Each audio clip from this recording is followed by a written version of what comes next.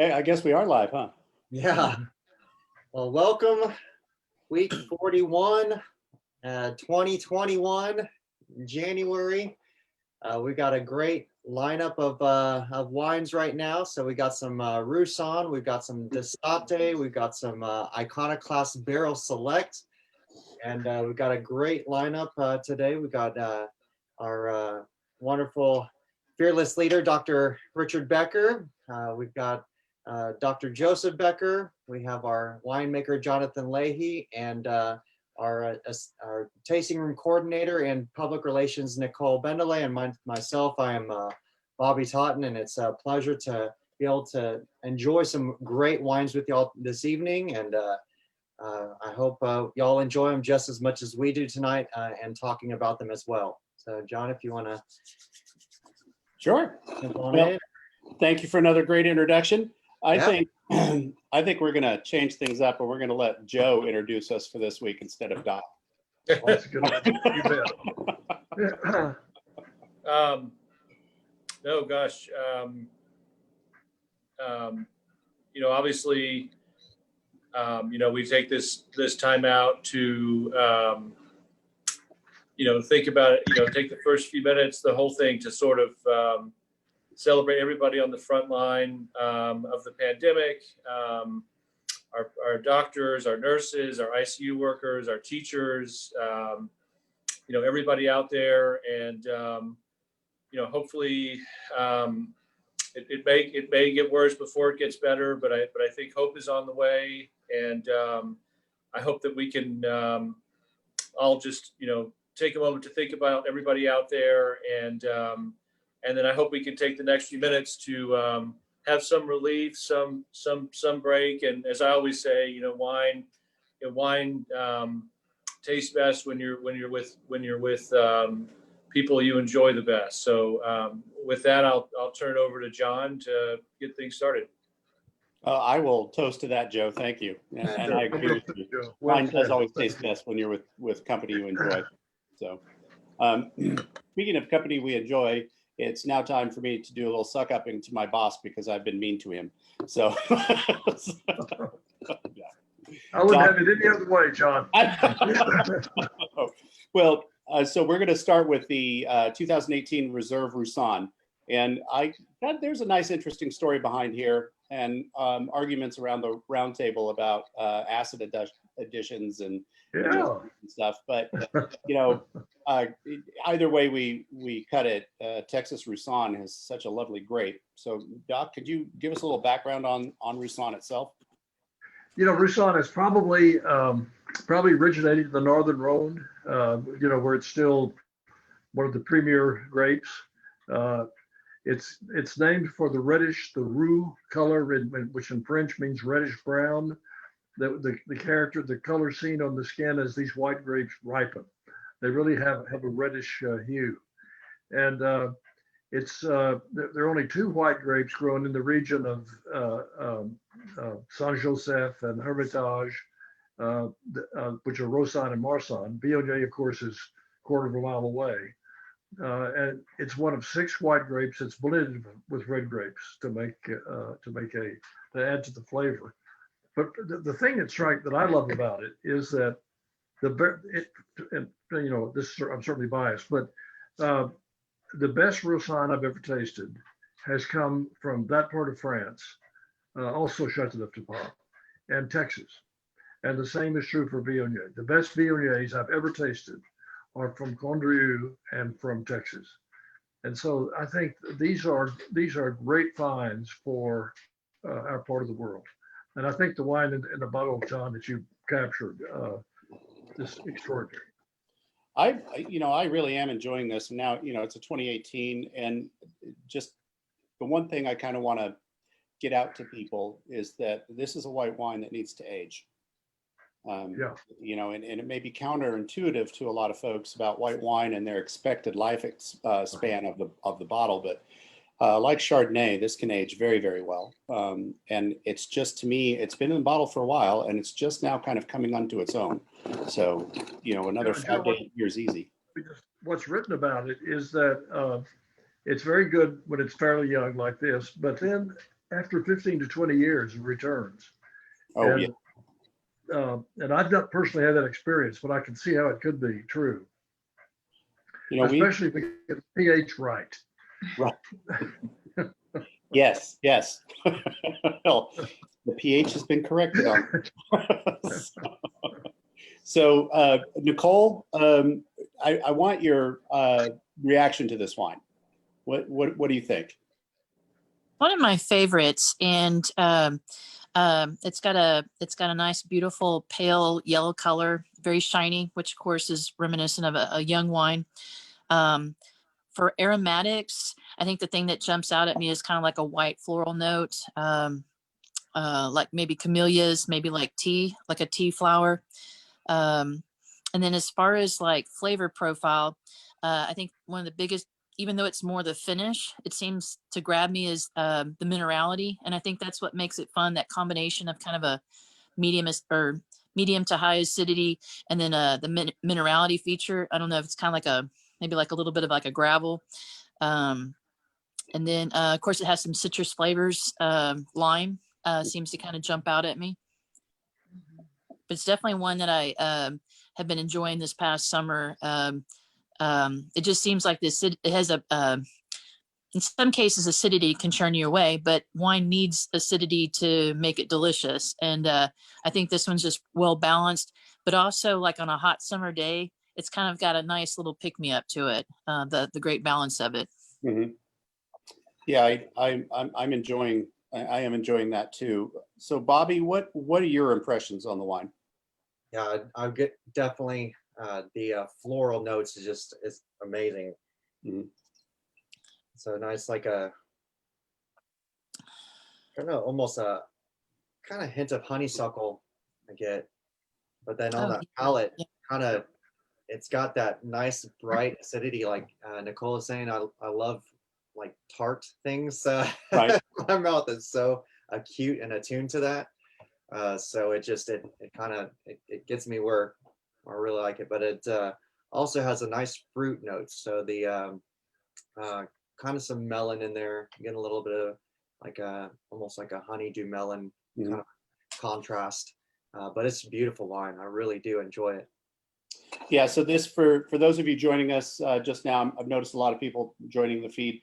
This is the 2018 Roussanne Reserve. From Becker Vineyards, of course, but this is from the High Plains.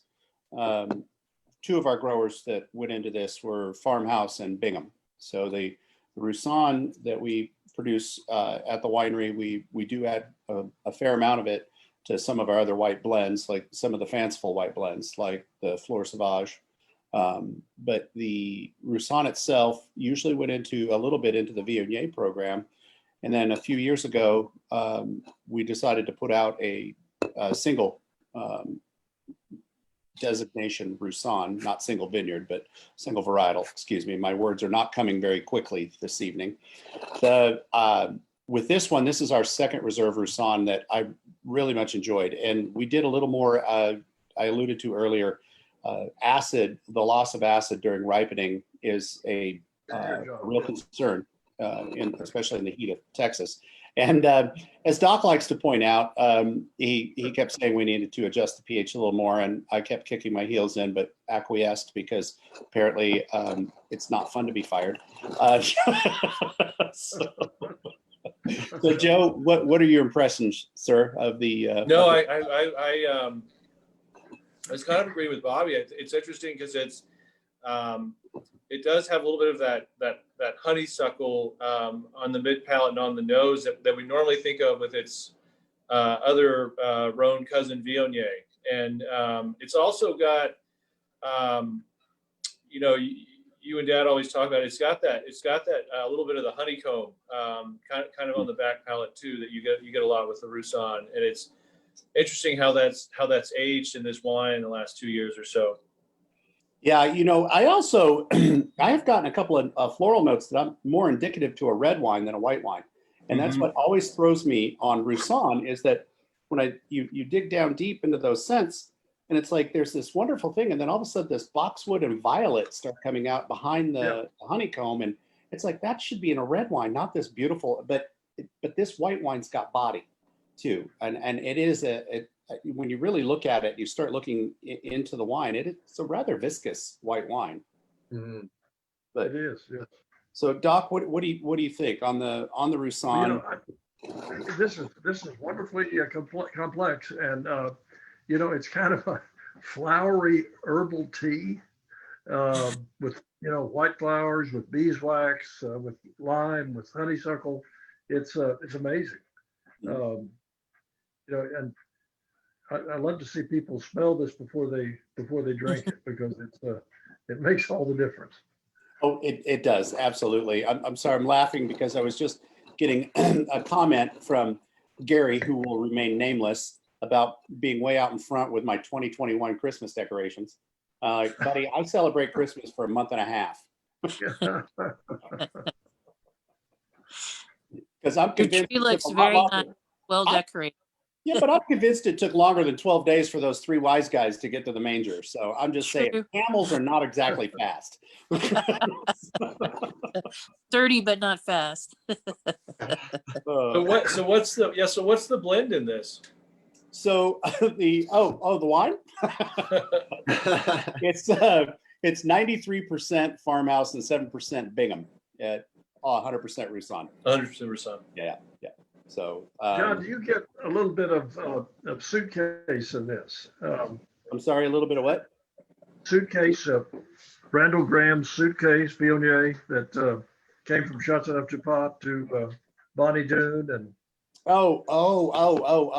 Suitcase clone. Okay, I'm like, I don't get any leather in here, but Yeah. I thought you said the same thing. I was like, that's a very valid point. I am not sure which clonal varietals were planted up there at Farmhouse and at Bingham.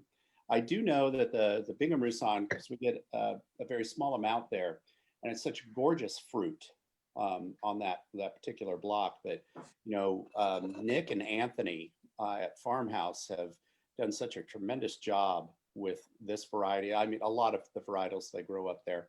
And every year I try to find the one variety that Nick is worried about, and then I start teasing him about it, because the man's got golden gloves. He and Nick can grow anything. But the Roussans from the High Plains stock are unbelievable. So it would be interesting to know if this was a descendant of those suitcase clones.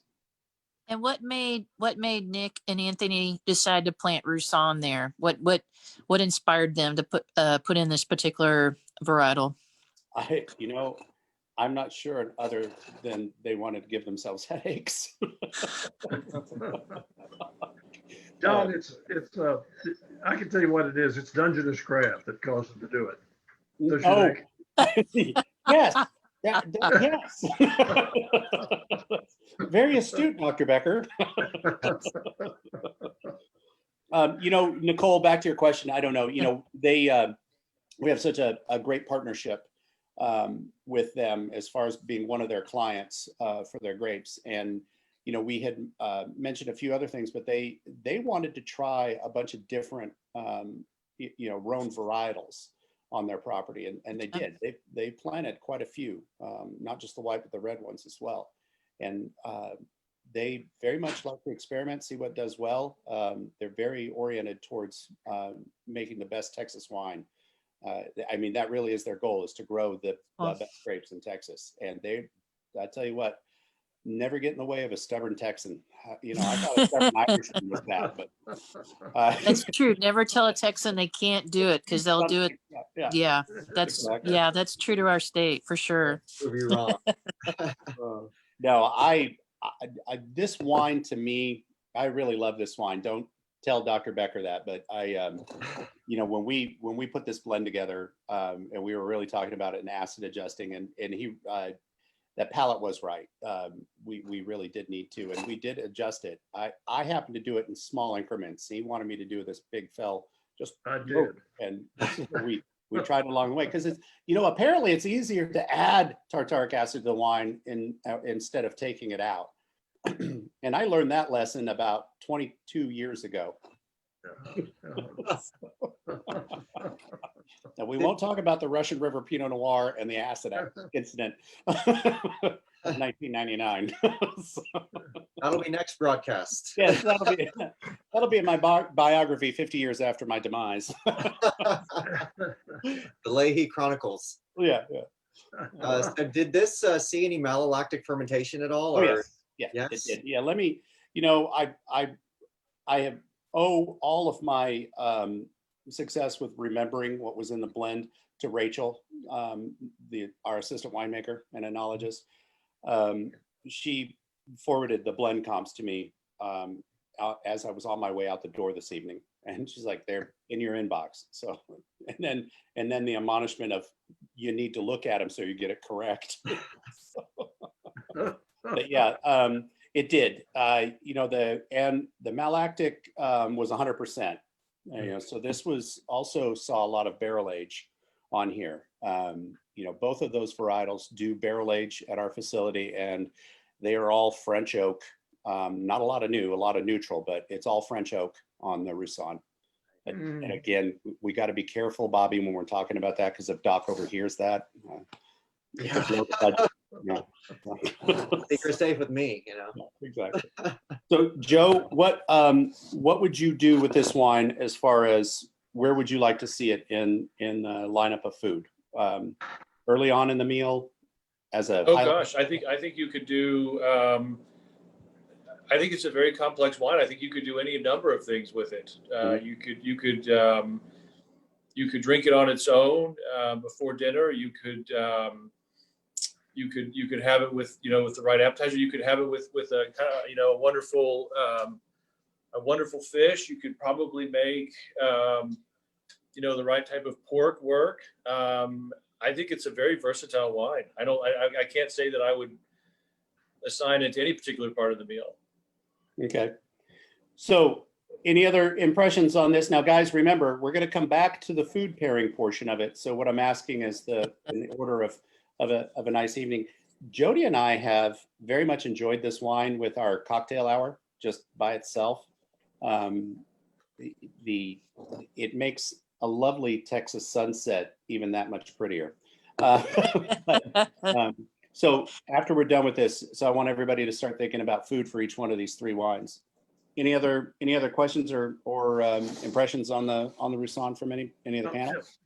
One other thing is one of Trish's San Saba pecans is very good. We're going to have to put you in rehab. We need an intervention. What variety do you have, Dr. Becker? Dungeness crab. That's okay. Not yet. Well, I'm expecting you to say pecan encrusted Dungeness crab. That's right. What variety of pecan do you have? What are you eating on? Is it a Burkett? No, they're not Burkett. They're one of the Indian blends. Cheyenne. The Pawnee or the okay. No. So Alrighty. one great thing that I notice about this Roussan is that as it sits and as it warms up a little bit, you get a little bit more of that nuttiness from the oak, that neutral oak. It just kind of showcases itself a little bit more, which I really enjoy. It does, and Bobby, when this wine, when it's open for a while, it's a powerhouse. Mine's a little on the cool side. I opened the bottle, but I stuck it in the fridge because I did not have one in the wine keeper.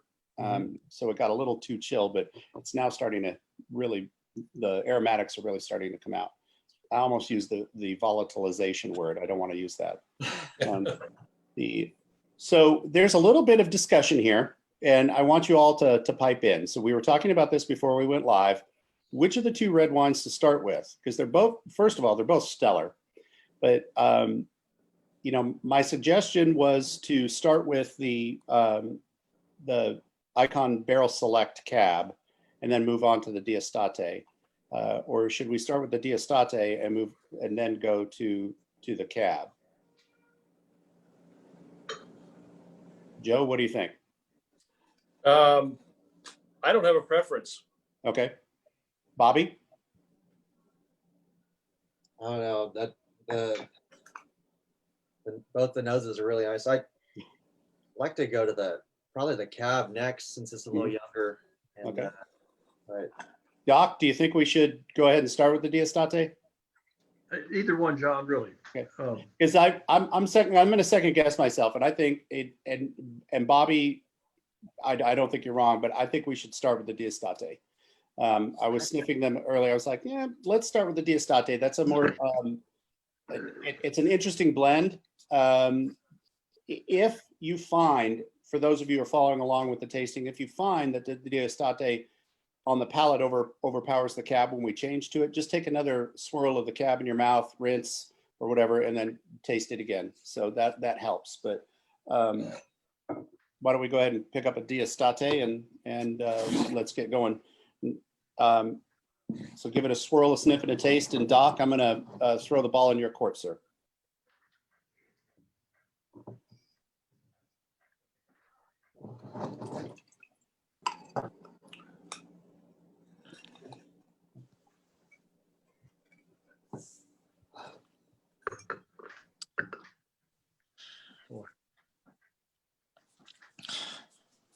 I would say, first of all, there are a couple amusing things about the labels on the next two, on both the Iconoclast, which I'll mention in a minute, but the Estate is, summer is Estate, not Deestate, which is from summer.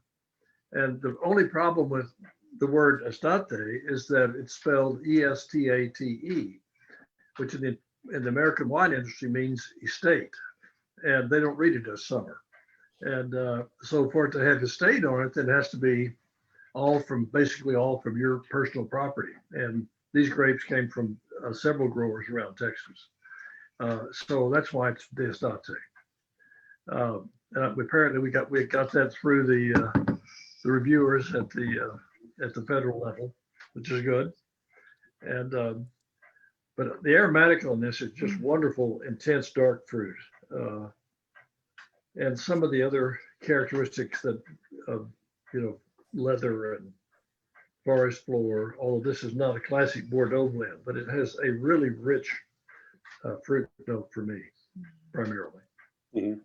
Got a wonderful spice on the nose too, when you first hits the glass. Mm-hmm. Yeah. Yeah, I agree. What else are you getting out of that, Joe? I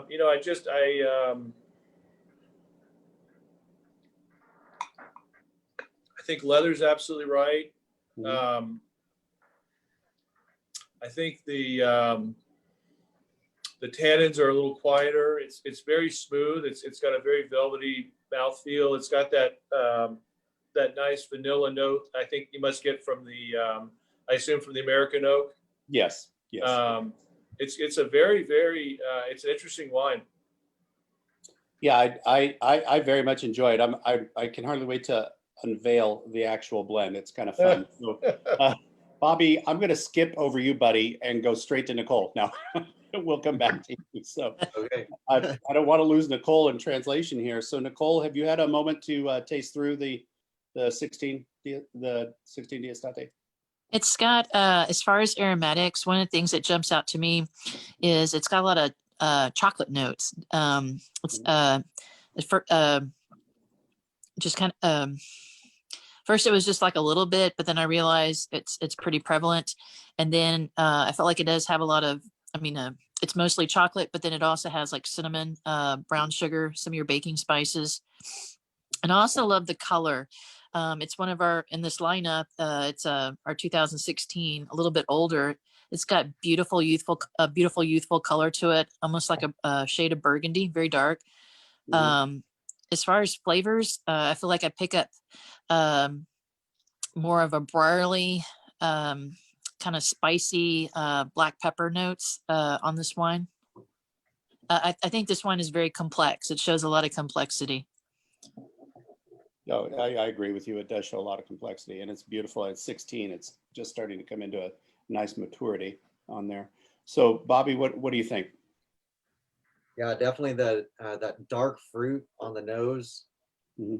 I get a little bit of those baking spices, and then on the palate, that fruit kind of hits you right in the front, but then it kind of mellows out. You get those definitely the chocolate and that vanilla as well from the American oak. It just kind of just sneaks right back in there. So just really great wine, really, really wonderful wine.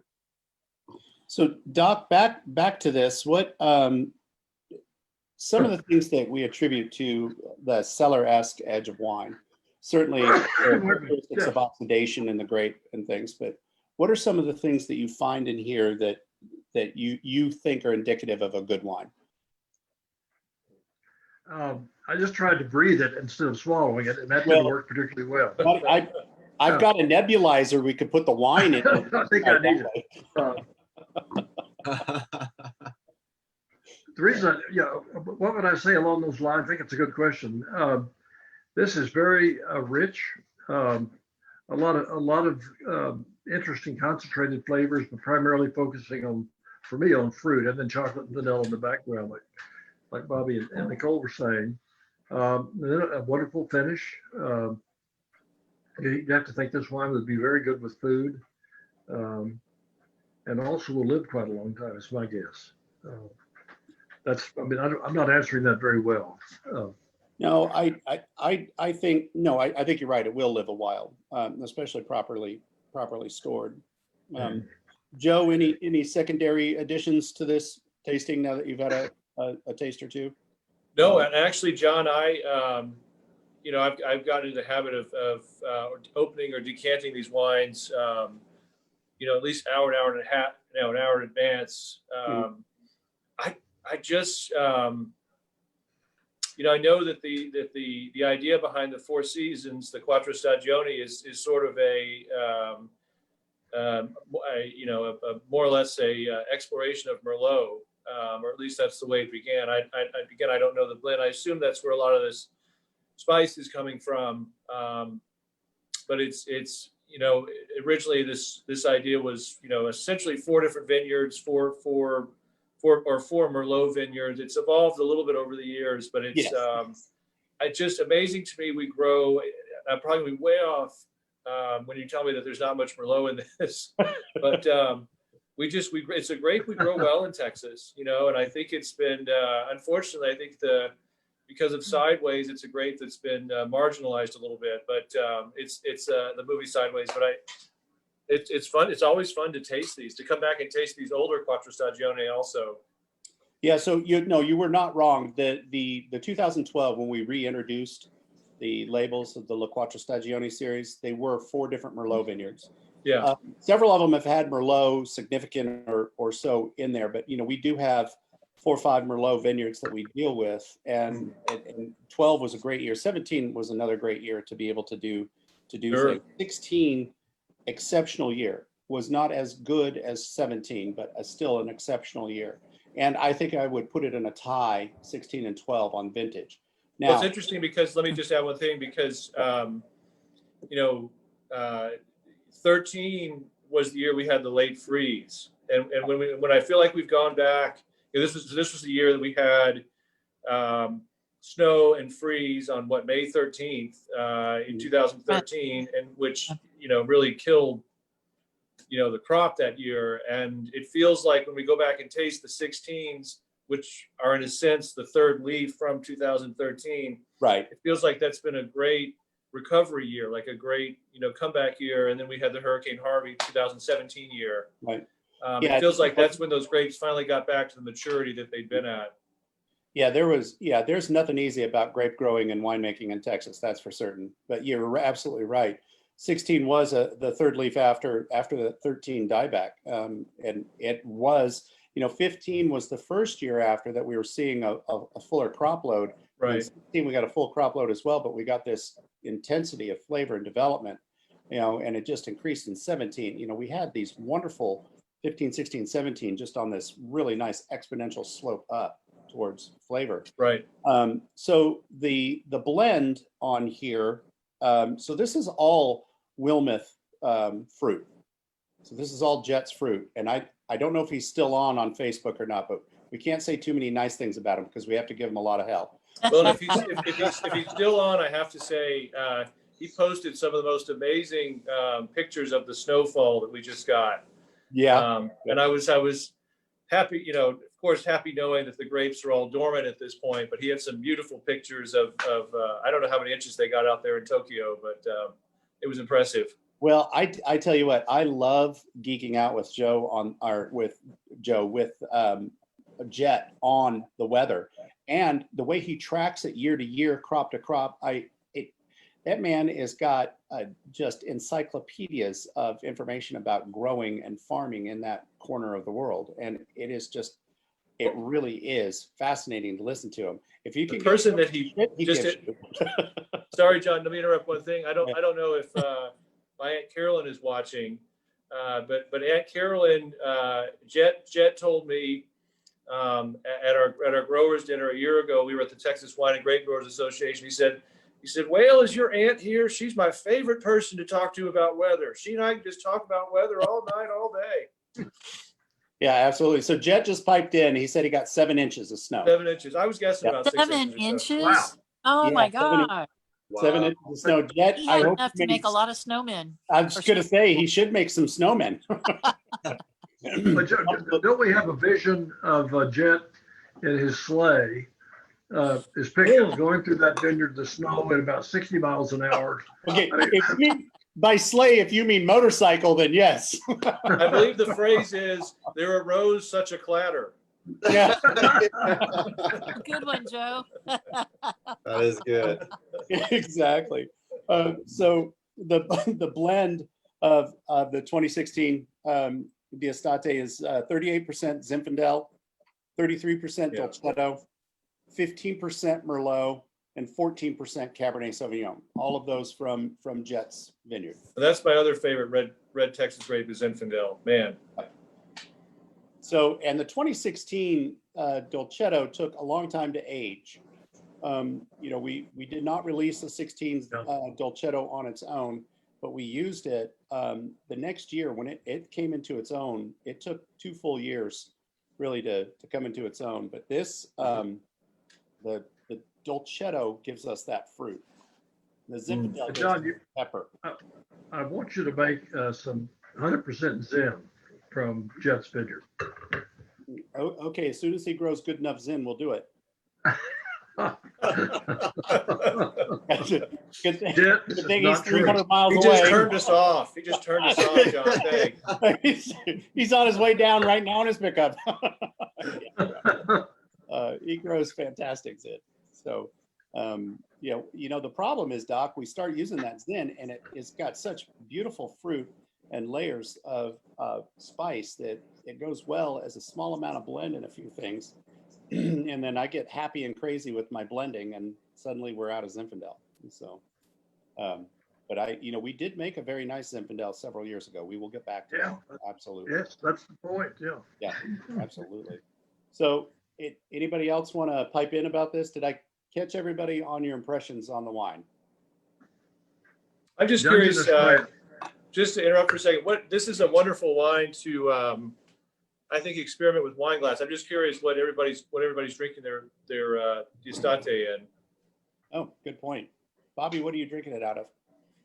The tasting room There you traditional go. universal glass. So I figured represent. Nichole, what glass do you have? Let's see, I'm at my brother and sister-in-law's house and doing the Riedel stemless. Uh-huh. Okay. And Joe? And it's got a wonderful, wonderful nose in this glass. Okay, so you're using the burgundy glass? Yeah. Okay. Doc, which glass are you using? Yeah, the sommelier glass that's I love for this type of wine. Yeah. Yeah, so I'm using the Somme glass as well. Mm-hmm. This wine is a fun wine to do with the glassware change. It really is Yeah. because of the aromatics. It's a nice wine to be able to see the difference in the glassware. Yeah. I think we should have Rebecca back on and do Rebecca and Brett, and we should do a tasting, glassware tasting. So, Those are very fun. do you like the way I casually threw the both of them under the bus so I could get a day off?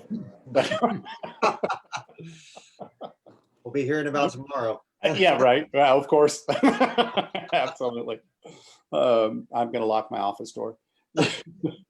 Okay, but if there are no other comments about that, I would love to move on to the Barrel Select, the 2017 Icon Barrel Select.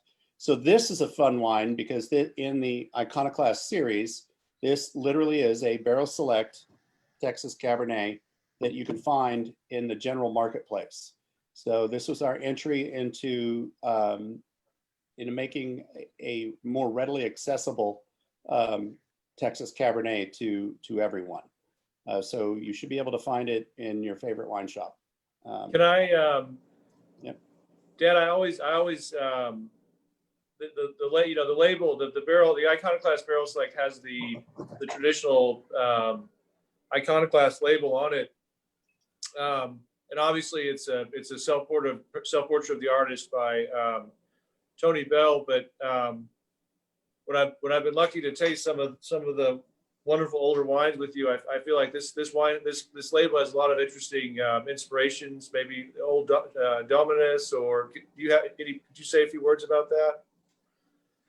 Well, a couple of things about the label, and exactly right. And I think Joe probably knows when we were trying to decide how to make these labels, we just looked around at all of our favorite old world wines and looked at the labels we liked the most, and one of them was certainly Dominus. And so there was a sketch that Tony did, and then also the self-portrait. And I wanted to call it Iconoclast because, the great icons that I thought our Texas wine I wanted to break and beat were California and French. And so that's where how I thought of using Iconoclast. And so it is fun to see this particular year doing that, winning a gold medal in San Francisco against many of the best wines in the world. That was a fun thing. So that was the way I was thinking about this. And I think the other thing too is, this is the David Bryce and me saying this, and just our original ideas. We always wanted to put, the Iconoclast tends to be, probably the wine that we sell the most outside the tasting room. But we always wanted our wines. Every wine that we put out there is a wine that we always would drink ourselves. We wanted people to really fall in love with Texas wine, to fall in love with what we were doing. And I feel like the Iconoclast Select is a step forward with that. I think it's an incredible glass of Cabernet that, if it were made, I hate to say, in a different region, it would probably be $100 or $200 bottle of Cabernet, just to brag a little bit. But I think it's, we don't want that. We want people to learn about Texas wine, to enjoy Texas wine, to see what we can, the great things about Texas wine. Well, there's I agree. Yeah. Yeah, there's a lot to enjoy about Texas wine. I mean, there certainly is. Having made wine in a couple of other places before coming to Texas, I have to say that the fruit quality impressed me to no end when I first arrived. All except for Jet. No, I'm kidding.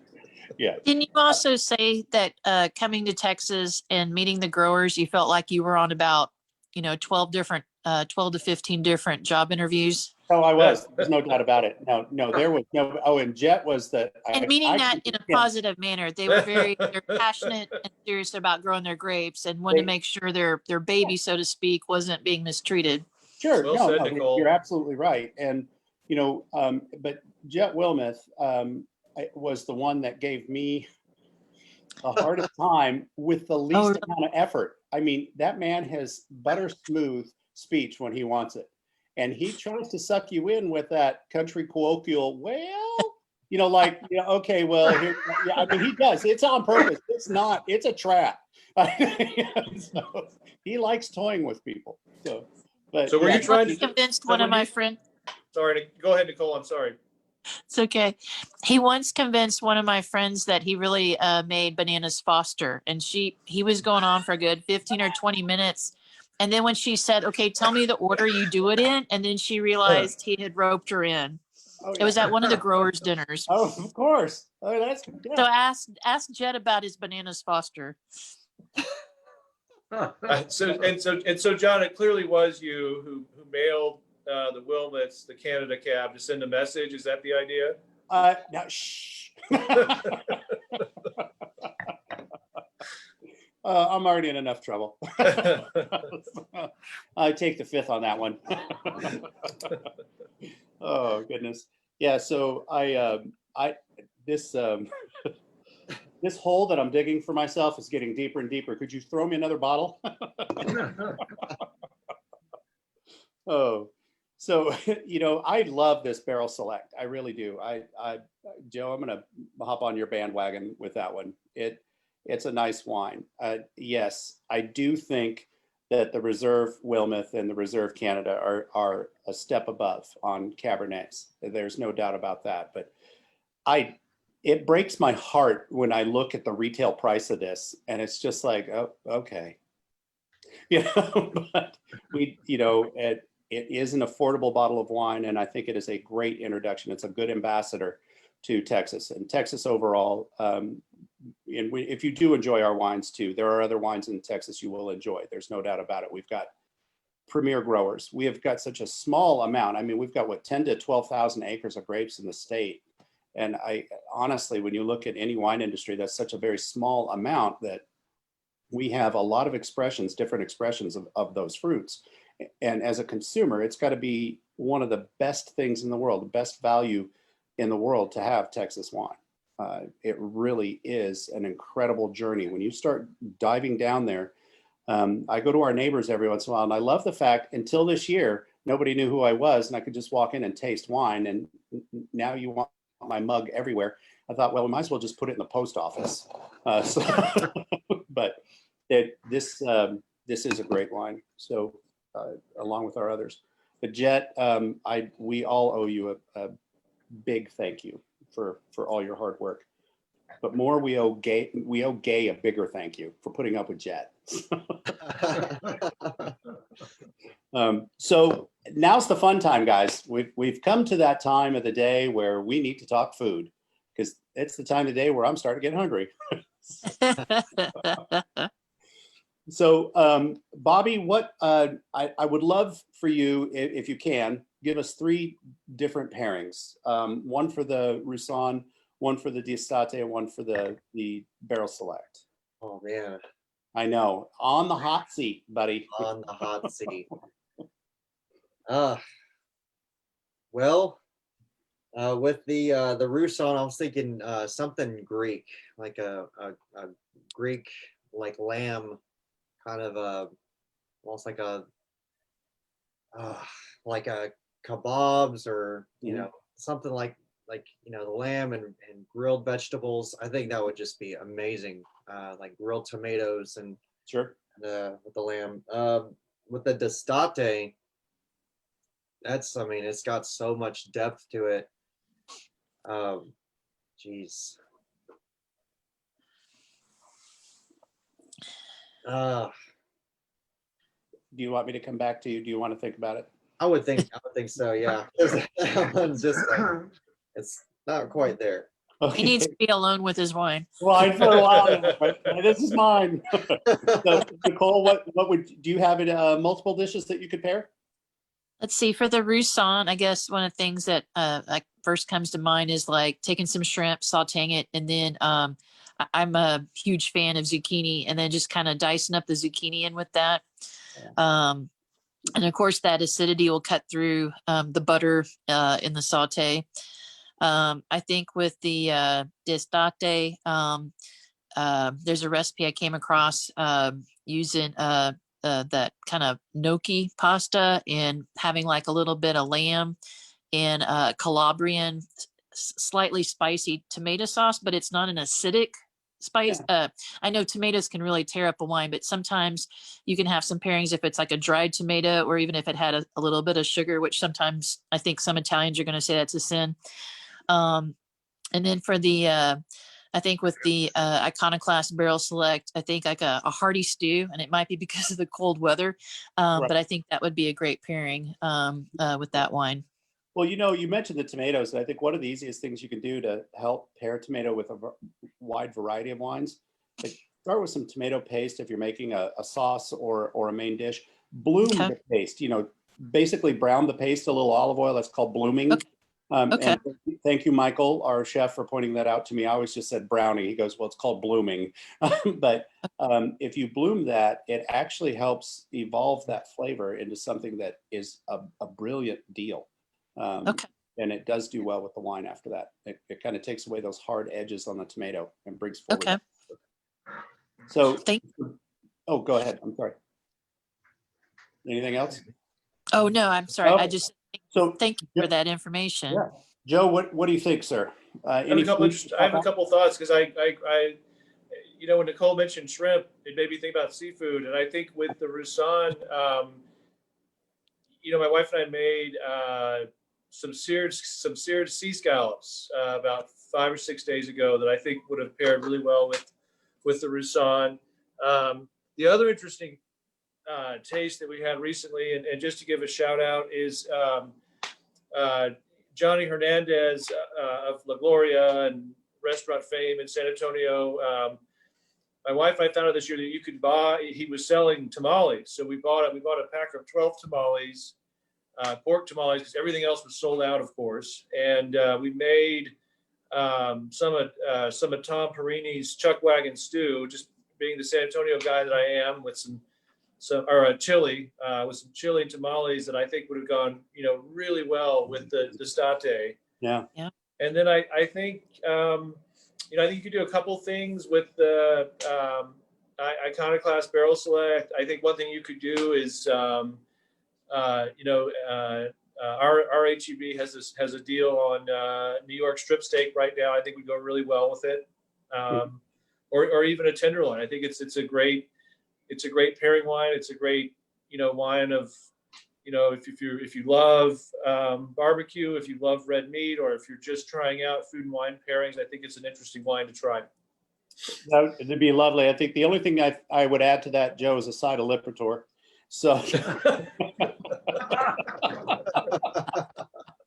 so Doc, what would you pair, sir?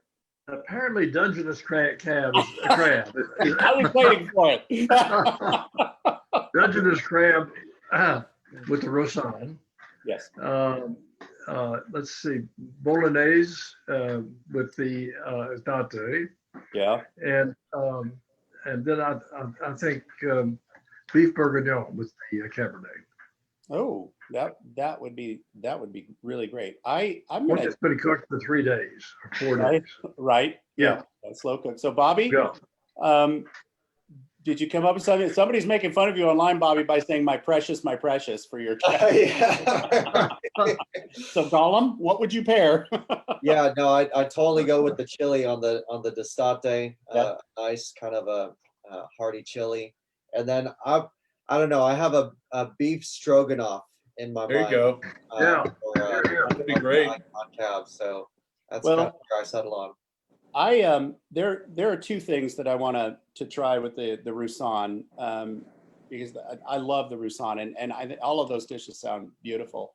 And I think the Roussan would do lovely with a seared Muscovy duck breast, because it's a little fat, but it's a little more gamey duck breast.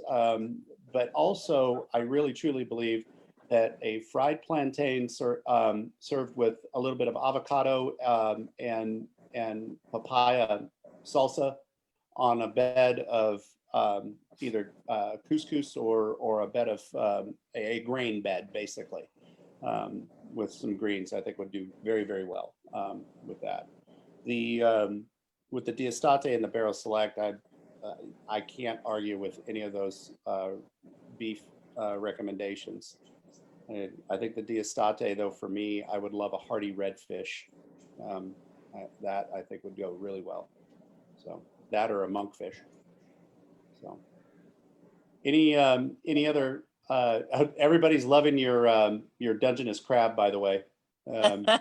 So Nichole, Make a mad dash to the store.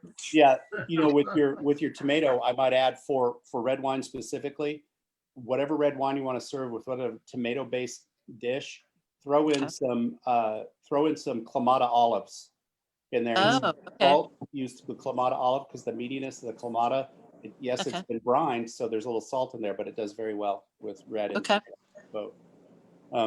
So, Bobby, what are we online for next week on our tasting? Next week, week 42, we have the 2016 Canada Family Chardonnay. Ooh, Nice. We have our 2018 Dolcetto from the Wilmot Family Vineyard. And Jet's the star. and then we've got the 2018 Claret. Oh, nice. Those well, are that's a good wine. the That'll three be that we fun. will be serving next week. That'll be fun. That'll be fun. All right, guys. Well, if you haven't done so and you would like to join us with the tasting, please go online. You can order it or give us a call at the winery and talk to the shipping folks there. They'd be happy to help you out and get the wines out to you. As always, we've had some wonderful guests here join us online as well as our panel.